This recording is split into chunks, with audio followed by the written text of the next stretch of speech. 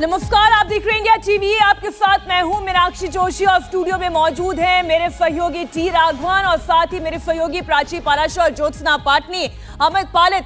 आज हम लगातार एक विशेष कवरेज आपके लिए लेकर आए हैं। अब से ठीक 8 घंटे 4 मिनट का इंतजार और फिर हिंदुस्तान की मुट्ठी में होगा चांद। जी हां, आज चांद जो धरती से 3,84,400 किलोमीटर की दूरी पर है, भारत इतिहास रचने के उसके बिल्कुल करीब पहुंच रहा है। जी हां, बहुत नजदीक पहुंच रहा है। सॉफ्ट लैंडिंग का इंतजार किया जा रहा है।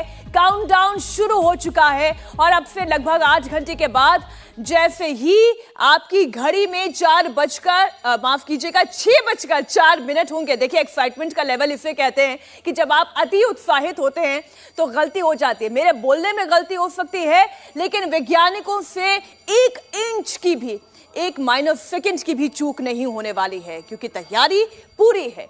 हिंदुस्तान का चंद्रयान चांद की सतह पर लैंड कर जाएगा। 25 किलोमीटर की दूरी से लैंडर विक्रम को चंद्रमा की सतह पर लैंड कराया जाएगा। चांद पर लैंडिंग के लिए अंतिम 20 मिनट बेहद अहम है। इस ऐतिहासिक पल के गवाह प्रधानमंत्री नरेंद्र मोदी खुद रहेंगे। वो अभी देश से बाहर हैं, अफ्रीका से वर्चुअली इस इवेंट का हिस्सा बनेंगे। देश को अपने वैज्ञानिकों की सफलता पर पूरा भरोसा है, हमें गर्व है। लेकिन देश भर के मंदिरों में, मंदिर से लेकर मज़ारों में और दरगाहों तक में इस वक्त कामयाबी के लिए दुआ मांगी जा रही है। उज्जैन के महाकाल मंदिर में भस्म आरती कर सफलता की मन्नत मांगी गई है। लखनऊ की एक दरगाह में भी चादर चढ़ाकर कामयाबी की मुरादें मांगी गई है। ये तस्वीरें इस वक्त हम आपके सामने रख रहे हैं और उत्सुकता अपने चरम पर है। हमारी कामयाबी की गारंटी पूरी है, तैयारी पूरी है। मैं आपको चंद्रयान 3 का हर अपडेट दूंगी और प्राची मेरे सहयोगी विक्रम लैंडर पर अपडेट देंगे। इसरो सेंटर बेंगलुरु से मेरे सहयोगी पवन नारा भी हर लाइव अपडेट के साथ हम तक जुड़े रहेंगे। और जैसा कि मैंने कहा, चांद पर हिंदुस्तान और इसकी विशेष कवरेज इस वक्त आप इंडिया टीवी पर देख रहे हैं। चंद्रयान कामयाब होगा, यह हमें भरोसा है, लेकिन देश की धड़कनें तेज हो गई हैं। और इस बीच इसरो से गुड न्यूज आई है। गुड न्यूज क्या है वो आपको बता दें। इसरो के एक बयान जारी करते हुए इसरो ने कहा है कि मिशन तय समय पर पूरा होगा। लैंडर के एक सिस्टम की लगातार रेगुलर चेकिंग की जा रही है। लैंडर इस वक्त राघवन सही तरीके से मूव कर रहा है। ये बड़ी राहत की बात है, खुश करने वाली बात है और मिशन तय समय पर पूरा होगा। राघवन जी बिल्कुल, देखिए जिस तरह के प्री लोडेड कमांड जिसकी बात की जाती है, वो सारे कमांड्स जो हैं वो दे दिए गए हैं, एग्जीक्यूट हो गए हैं। हेल्थ चेकअप जो है लैंडर मॉड्यूल विक्रम का कर लिया गया है। पूरी तरह से सब कुछ तैयारियां जो कह सकते हैं ग्राउंड स्टेशन से जो की जानी चाहिए वो लगभग पूरी हो गई है। अब एक आखिरी कमांड का इंतजार है। गुड टू गो का कमांड, गुड टू गो का कमांड है। वो कमांड है कमांडर जो एम श्रीकांत वो देंगे। उसकी तैयारियां अब कंप्लीट की जा चुकी है। एक कमांड की बात, उसके बाद सारा सिस्टम जो है ऑटोमेटेड तरीके से काम करेगा और उस वक्त का इंतजार होगा 6:04 पर, जब हम चांद की सतह पर उतरकर इतिहास रचेंगे। रेगुलर चेकिंग जारी है और जब हम रेगुलर चेकिंग की बात करते हैं तो इसका मतलब क्या है, हम आगे आपको समझाएंगे। इस वक्त हिंदुस्तान आज जब इतिहास रचेगा तो इसका गवाह पूरी दुनिया बनेगी। इसरो ने ऐलान किया है कि लैंडिंग ऑपरेशन का लाइव टेलीकास्ट किया जाएगा। शाम 5:20 पर लैंडिंग का पूरा प्रोसेस शुरू होगा और जैसे ही घड़ी में 6:04 का वक्त होगा, चांद पर कामयाबी का नया इतिहास बन जाएगा। तैयारी फुल प्रूफ है। इसरो के पूर्व चेयरमैन ने कहा है कि इस बार सफलता मिलने की गारंटी है।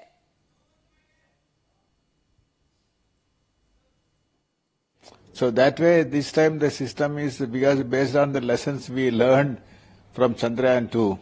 So this time the system is going with more ruggedness, and so we are expecting this time it will be a success. A very anxious moment. Everybody is working, looking it very anxiously for this event to happen, and I am sure that this time it will be a grand success. आपने सुना, grand success की बात कर रहे हैं और इस वक्त जो उनके चेहरे पर मुस्कुराहट है, ये मुस्कुराहट इसलिए है क्योंकि उन्हें ये कॉन्फिडेंस है कि तैयारी पूरी है। पूरा प्रोसेस आपको समझा देते हैं। लैंडिंग का टाइम ऑफ टेरर, जी हाँ, प्रोसेस शुरू होगा ठीक शाम 5:45 पर। आप जानते हैं कि चंद्रमा के दक्षिणी ध्रुव पर यानी कि साउथ पोल पर लैंडिंग होनी है और ये लैंडिंग का जो समय चिन्हित किया गया है राघवन 6:04 का, और लैंडिंग सॉफ्ट लैंडिंग होनी है। किस तरीके से प्रोसेस पूरा आगे बढ़ाया जाएगा? देखिए, जिस 19 मिनट को टाइम ऑफ टेरर कहा जाता है मीनाक्षी, आप समझ सकती हैं, आप अंदाजा लगा सकती हैं कि वैज्ञानिकों के दिल की धड़कनें जो होता है जी, वो कितनी तेज हो रही होंगी। लेकिन इस बार जैसा हमने अभी सिवन साहब को सुना, जो चंद्रयान 2 के उस वक्त इसरो के चेयरमैन थे, उन्होंने कहा कि हमने बहुत कुछ सीखा है। वाकई में हमें इतना डाटा मिला है, क्योंकि पिछली बार जो हमारा मिशन नाकामयाब हुआ था वो सतह से कुछ मीटर की दूरी पर था, तो वहां तक का डाटा, असीम डाटा जिसको कहते हैं। हमने एक वैज्ञानिक से पूछा, वो कह रहे हैं कि हम 12 मिशन कंटिन्यूअसली लॉन्च कर सकते हैं, इतना डाटा हमारे पास। तो बहुत कुछ सीखा गया है और यही वजह है कि इस बार कॉन्फिडेंस जो है वो काफी अपबीट नजर आ रहा है। बिल्कुल। प्राची हमारे साथ जुड़ी हुई है। प्राची, आपके पास क्या बड़ी खबर आ रही है? बिल्कुल, देखिए मीनाक्षी, मेरे ठीक ऊपर हमने टाइमर लगा रखा है और ये टाइमर जैसे जैसे आगे बढ़ रहा है वैसे हर एक हिंदुस्तानी की धड़कनें भी बढ़ रही हैं, क्योंकि चंद्रयान 3 की सफल कामयाबी के लिए पूरा देश इस वक्त दुआएं कर रहा है। चंद्रयान अभी चांद की सतह से करीब 30 किलोमीटर ऊपर है, इसे चांद की सतह पर उतरना है। यह काम आज शाम 5:45 बजे शुरू होगा और शाम 6:04 पर इसे कंप्लीट कर लिया जाएगा। 19 मिनट में लैंडिंग का यह पूरा ऑपरेशन 4 चरणों में होगा। ये 4 चरण कौन से हैं, ये अपने दर्शकों को बता देते हैं। सबसे पहला है रफ ब्रेकिंग फेज, इसके बाद है एटीट्यूड होल्डिंग फेज, जो तीसरा है वो है फाइन ब्रेकिंग फेज, और जो चौथा है वो है टर्मिनल डिसेंट फेज। इसरो से जुड़े वैज्ञानिक कहते हैं कि आखिरी चरण सबसे ज्यादा महत्वपूर्ण होता है। चंद्रयान जब चांद से 10 मीटर की दूरी पर रह जाएगा तब भी मिशन को पूरा मत समझिएगा। मिशन पूरा तभी होगा जब लैंडिंग होगी, यानी कि फाइनल टच डाउन होगा। करीब 4 घंटे बाद विक्रम लैंडर का जब दरवाजा खुलेगा, उससे प्रज्ञान रोवर बाहर निकलेगा। उसके बाद ये जो पूरा का पूरा मिशन है ये सफल कहलाएगा। रोवर, प्रज्ञान रोवर जब चंद्रमा के साउथ पोल पर होगा, चांद से क्या तस्वीरें भेजेगा, साउथ पोल पर क्या क्या मिला है पूरी दुनिया को हिंदुस्तान दिखाएगा। लेकिन आइए सबसे पहले आपको सिलसिलेवार तरीके से जो 4 फेज हैं वो मैं समझा देती हूं। सबसे पहला फेज है विक्रम लैंडर का, वो है रफ ब्रेकिंग फेज। इसमें लैंडर तकरीबन 30 किलोमीटर की ऊंचाई से हॉरिजॉन्टली तैरता हुआ 7.7 किलोमीटर की ऊंचाई तक आएगा। इसमें 690 सेकेंड यानी 11.5 मिनट लगेंगे। इस फेज के अंत में लैंडर की स्पीड 358 मीटर प्रति सेकंड की होगी। और ये जो पहले 3 फेज होते हैं, पहले 3 फेज का जो टाइम ड्यूरेशन होता है वो पहले से तय किया गया होता है। एक एक फेज में कितना वक्त लगेगा ये पहले से बता दिया जाता है, ये पहले से तय होता है और इसी के हिसाब से विक्रम लैंडर अपनी लैंडिंग को प्लान करेगा। लैंडिंग का जो पहला फेज है वो सक्सेसफुली कंप्लीट होने के बाद दूसरा फेज तुरंत शुरू हो जाएगा। इस चरण का नाम होता है ऑल्टीट्यूड होल्डिंग फेज। इसमें लैंडर 50, देखिए अब ये जो प्राची आप कह रही ना एल्टीट्यूड होल्डिंग फेज, मैं आपको इसी फेज पर होल्ड कर देती हूं, क्योंकि पवन जो है वो इस वक्त इसरो सेंटर से ही जुड़े हुए हैं और वो उनका भी एक्साइटमेंट का लेवल बहुत हाई है। इस वक्त क्या हलचल है, क्योंकि देश ही नहीं पूरी दुनिया की निगाहें पवन इसरो पर टिकी हुई हैं। देखिए मीनाक्षी, सांसें थामकर इंतजार की बात है। अंदर कमांड सेंटर में आखिरी अपडेट्स चेक की जा रही हैं, कोऑर्डिनेशंस चेक किए जा रहे हैं, बाकी जो एल्गोरिदम है उसका प्री लैंडिंग चेक किया जा रहा है। लेकिन बाहर बेंगलोर में एक शांति है। अभी एक बच्चों की बस गुजरी थी जो बेहद उत्साहित हैं। पूरे बेंगलोर में अलग अलग स्थानों पर इसकी स्क्रीनिंग की गई है। बच्चों को बचपन में सिखाया जाता है चंदा मामा दूर के, लेकिन आज वो चंदा मामा से मिलने के लिए हिंदुस्तान का लैंडर पहुंच चुका है विक्रम, जो लगभग 30 बाय 125, 25 बाय 125 की परिधि में घूम रहा है।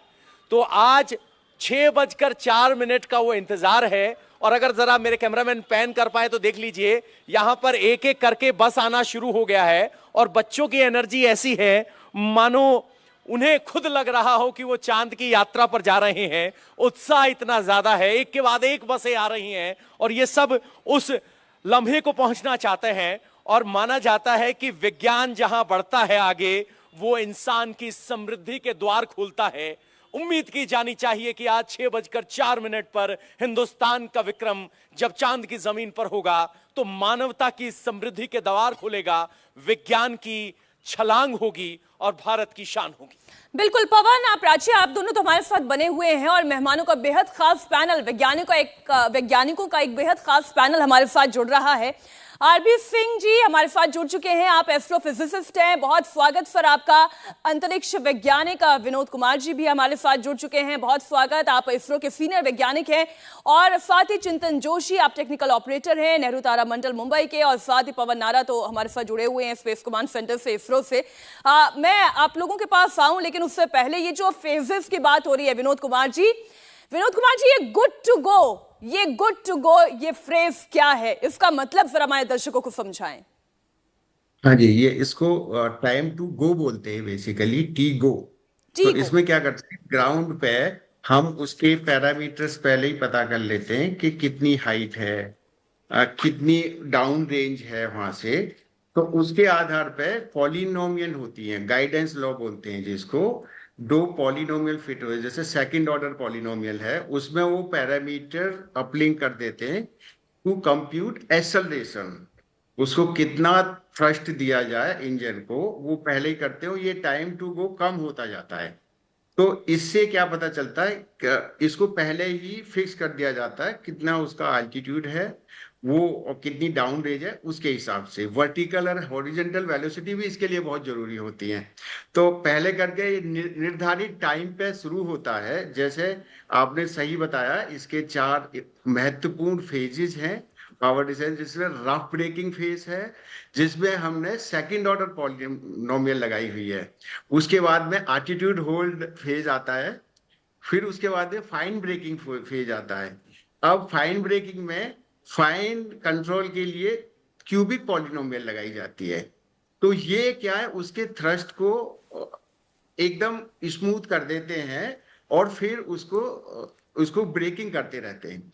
तो ये उसका फायदा होता है। अब जैसे पॉलिनोमियल भी होती है, गाइडेंस लॉ भी 2 तरह के होते हैं, एक पीवी गाइडेंस होती है, दूसरी होती है पॉलिनोमियल गाइडेंस। तो ये पॉलिनोमियल गाइडेंस क्यों, इसमें कंप्यूटेशन कम होती है और ये इसको बहुत अच्छी तरह मोंटे कार्लो सिमुलेशन करके एनालिसिस किया जाता है और इसके इनिशियल पैरामीटर पहले ही अपलिंक किए जाते हैं। बिल्कुल बिल्कुल सर, लेकिन हम जिन 4 फेजेस की बात करें, आपने उसको समझाया, दर्शकों के लिए इससे थोड़ा सा और आसान हम करने की कोशिश करते हैं। राघवन भी हमारे साथ जुड़े हुए हैं।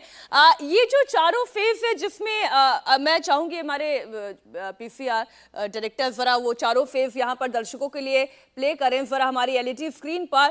और राघवन जरा हमें ये बताएं कि जो पहला फेज अभी जो विनोद जी ने समझाया, रफ ब्रेकिंग फेज, आखिरी के 19 मिनट में ये रफ ब्रेकिंग फेज से एल्टीट्यूड वाले फेज तक आना, फिर 4th स्टेज जो सबसे इंपॉर्टेंट स्टेज है, इसे जरा ब्रीफ में समझाएं। जी बिल्कुल, जैसा सीनियर साइंटिस्ट इसरो विनोद जी ने बताया, देखिए जो पहली यात्रा हमारी शुरू होगी मीनाक्षी, वो 30 किलोमीटर तकरीबन उस दूरी से शुरू होगी जो वर्टिकल दूरी होगी। वहां से उसकी वेग को बिल्कुल काटना है। अभी जब हमारा यान यात्रा की शुरुआत करेगा, तब उसका जो स्पीड होगा वो 1.68 किलोमीटर प्रति सेकंड होगा। उसको तकरीबन 350 मीटर तक लेकर आना है। ये एक बहुत बड़ा चैलेंजिंग फेस होता है, ऐसा कह सकते हैं। इसीलिए इसे टेरर ऑफ टाइम इसे कहा जाता है। एक तरीके की डीबूस्टिंग होगी, बिल्कुल कह सकते हैं कि इसके अर्थ को और ऑर्बिट को और लोअर करना और कम करना, इसी वजह से उसको रफ ब्रेकिंग फेज कहा जाता है। और ये इतना तेजी से किया जाता है ताकि वो जो सापेक्ष गति हमें चाहिए बाद के डिसेंट के लिए, उसको अचीव किया जा सके। अगर विनोद जी से ये सवाल हम पूछ लें बहुत सरल शब्दों में, सर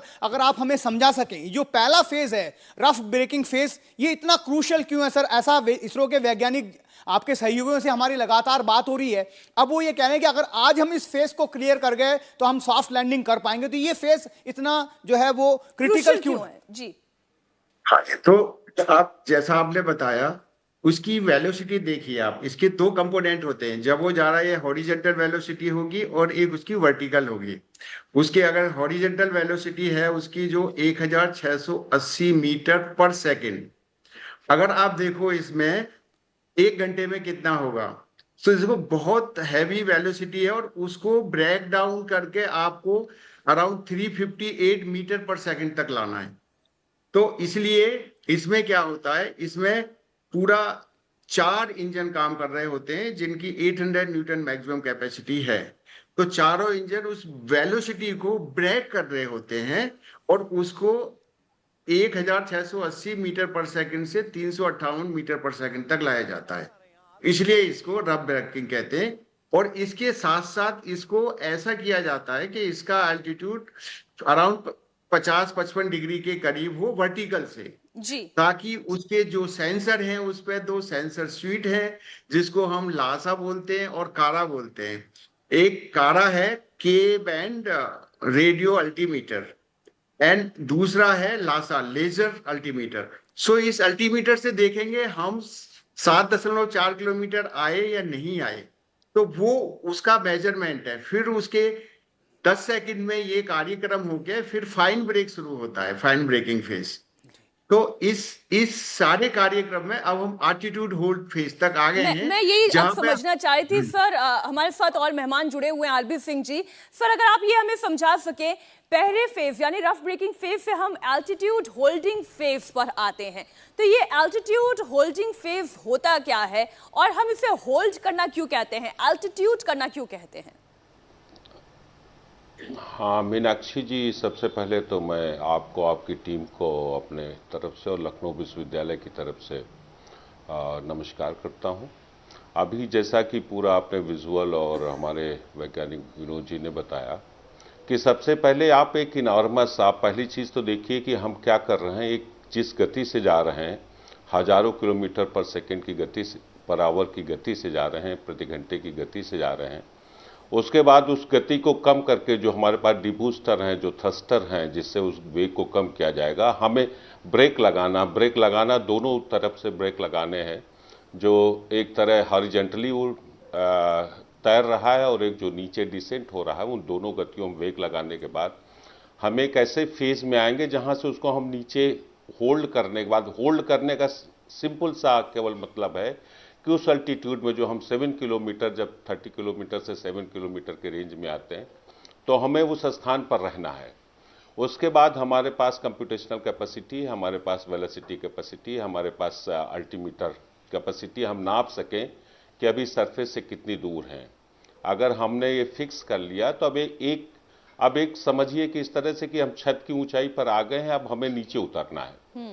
तो छत की ऊंचाई पर कितनी दूर और चलेंगे, तब नीचे की तरफ आना शुरू करेंगे, किस तरह से ब्रेकिंग करेंगे, किस तरह से हम अपनी गति को नियंत्रण करें कि हम वो अपनी छत से नीचे आना चाहते हैं। जमीन, छत थोड़ी सी बड़ी होती है, हमें पूरी छत की डिस्टेंस में उसको मेंटेन करना है कि उसी डिस्टेंस पर रहे, तब हम नीचे की तरफ अपनी गति को प्रेषित करके और उसको कैलकुलेट करके हम नीचे उतरना शुरू करते हैं।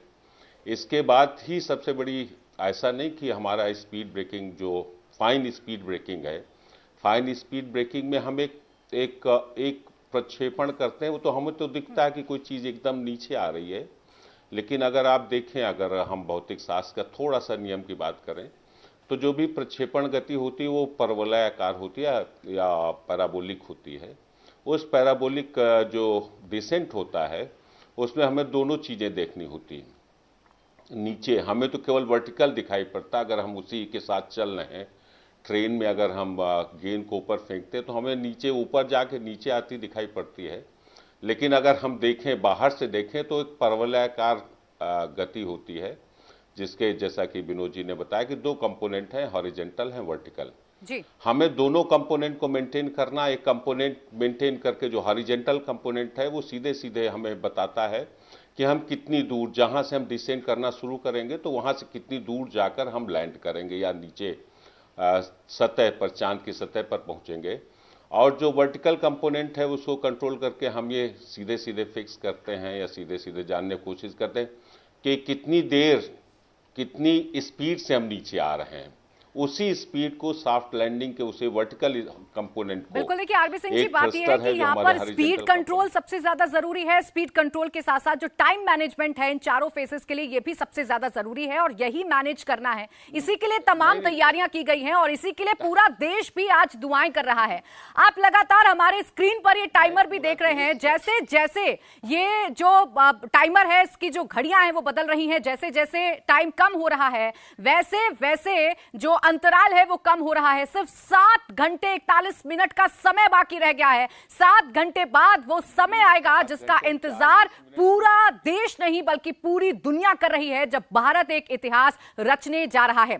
चिंतन जोशी जी, बार बार जिस स्पीड की बात हो रही है, इसे अगर आप आम भाषा में समझाएं, बहुत तेजी से आती हुई चीज जो कि हॉरिजॉन्टल है, आप इसे वर्टिकल हमें इसे लेकर जाना है, वर्टिकल इसकी लैंडिंग होनी है, एक फेज पर आकर इसकी स्पीड को बहुत कम कर देना है। ये कैसे संभव हो पाएगा कि स्पीड को हम अचानक से बहुत कम कर देंगे ताकि उसकी जो सॉफ्ट लैंडिंग है वो चंद्रमा की सतह पर हो पाएगी? देखिए मैडम, उसमें ऐसा है कि जैसे हमारे जो नॉर्मल एरोप्लेन्स होते हैं उसमें भी जब एरोप्लेन अच्छे से फ्लाई करता है तो उसकी स्पीड काफ़ी ज़्यादा होती है, पर लैंडिंग के समय हमें उसकी स्पीड कम करनी होती है और एरोप्लेन को एक पर्टिकुलर एंगल पे नीचे डिसेंट करवाना होता है। हालांकि वहाँ पर एयरपोर्ट्स पे अलग अलग अप्रोच और प्रिसीजन लाइट सिस्टम होते हैं, पर हमारे पास मून पे ऐसा कोई लाइट सिस्टम नहीं है। तो हमारा जो विक्रम लैंडर है वो लगातार अपने ऑटोमेटिक सिस्टम से और जो हमारे इसरो के वैज्ञानिक हैं वो जो उनको ऑर्डर्स देंगे उस मुताबिक दोनों के कॉम्बिनेशन को उपयोग करके वो लैंड करने की कोशिश करेगा वहाँ पर। जी जी, आप अपनी बात आगे भी हम ये चर्चा जारी रखेंगे। चिंतन जी ने तो बड़े एकदम शॉर्ट एंड स्विफ्ट तरीके से समझा दिया। और अब से थोड़ी देर पहले राघवन, जब मैं आपसे बात कर रही थी, आप मुझे कहते कि हम इसे स्पीड कहें या वेलोसिटी कहें, इसमें भी बहुत बड़ा अंतर हो जाता है। जी बिल्कुल, देखिए वेलोसिटी ब्रीफ में बताइएगा। जी बिल्कुल, वेलोसिटी से नापी जानी चाहिए, सापेक्ष गति जिसको कहते हैं, क्योंकि किस तरह से हम उस गति को काट रहे हैं, कितना उसको लैंडर को इतने स्मूथ तरीके से सरफेस ऑफ द मून पर लेकर आ रहे हैं, ये एक बहुत बड़ा कैलकुलेशन है। इंडिया टीवी हर वक्त हर जगह डाउनलोड करने के लिए सर्च करें India TV news Google play store या ऐप स्टोर पर।